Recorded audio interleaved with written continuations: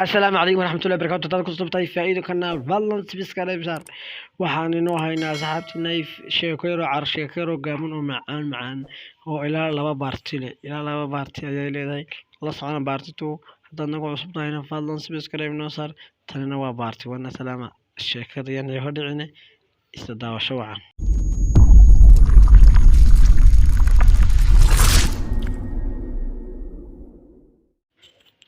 bari baa waxa jiray qasri aad u weyn ilaahay baa weyn oo waaxide qasriga sidoo kalena waxa la waayay gabadhii boqoradii maamulaysa oo ahayd gabadh qurux badan dadkana waxa qaatay cifriid iyo maxay ahayd duq aad u gabowday kadibna tuulad magaalooyin kamid ayaa lagu sheekaysanayay waxa laga sheekeynayay boqorada ayaa waxa ku dhacay dadkana oo sheekaysanaya oo isli dadkii oo dhan baa ku maqan waxa dhacay garan mayno qof kasta taga waa la qaadanaya annagu waxaan sameeyno garan mayno ilaahay naga badbaadiya boqoradan aday duqay baayay wax mujisay bal wan eegayna si xaaladu noqoto ninkana waa nin la yiraahdo cali doqon waa nin caajisa aabihii iyo walaalkii baa beer iskale arrintii buu soo maqlay isagoo maalin iska fadhiya ayaa ninkana kalena waxa la yiraahdaa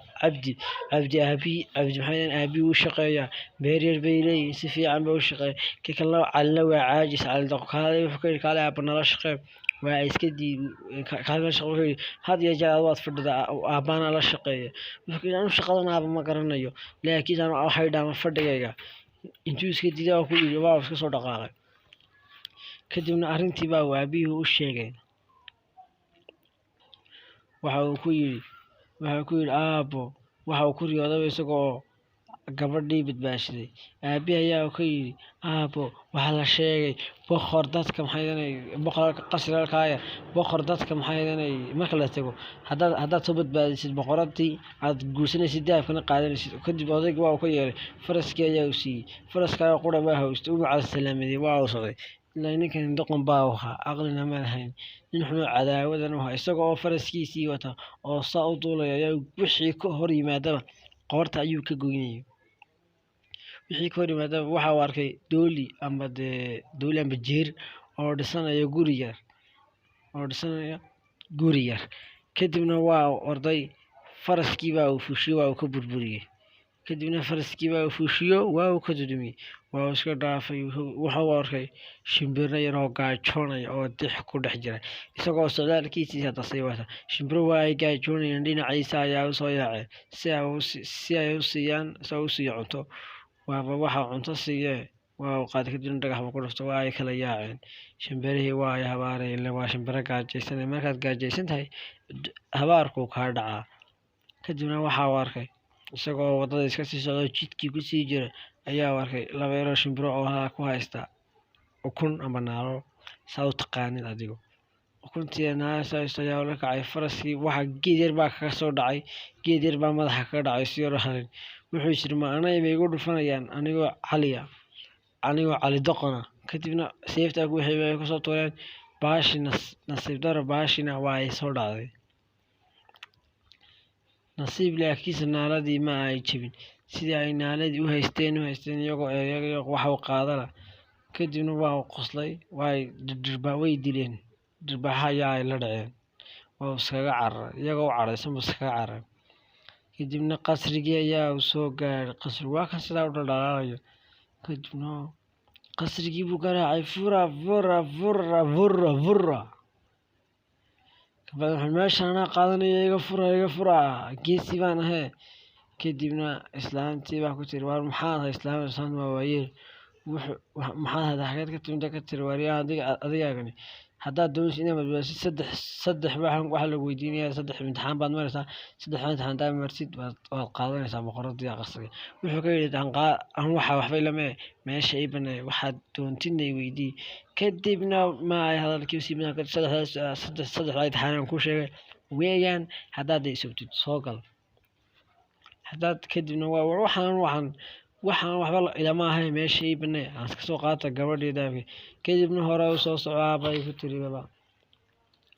kadibna qasriga ayaa la geliyay islaantan waa islaante inuu ku guuleysanayo ma oge kadibna albaabkii baa ay xiratay odaygii baa sugaya wiilkiisii odaygu waxa uu haystay faraska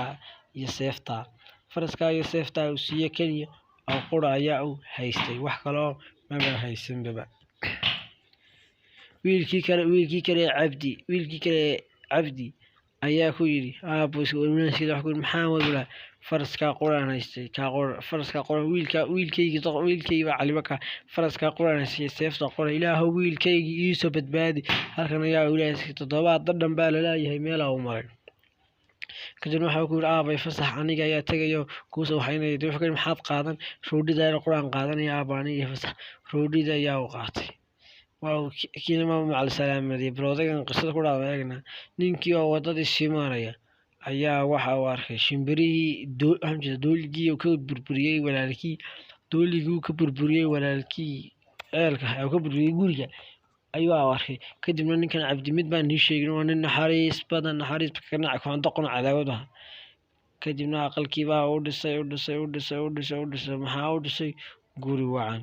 kadibna way farxeen way budbud way mahad celin maxay ka yiraahdeen abaalkaaga mar baan gudi doonaa mar ay naga ahaataba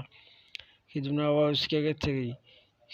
shimbirihii oo ninku isagoo halkii ninka wadadii maray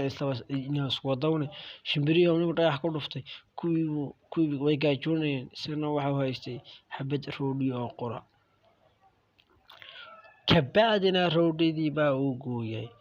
kabacdina waa uu siiyay intii badnayd waa uu siiyay isagana waxba lama soo harinba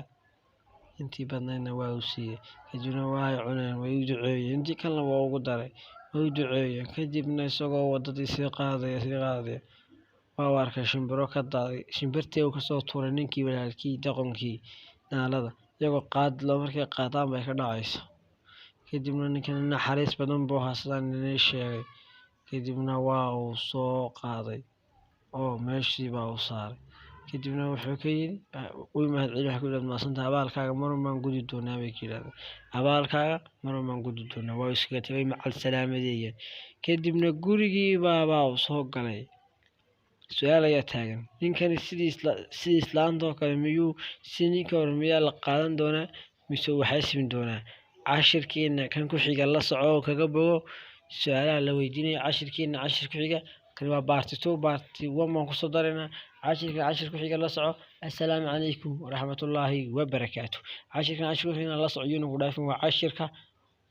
ugu fiican ninkana waxa uu bilaabay su'aalihii baarti 2 la soco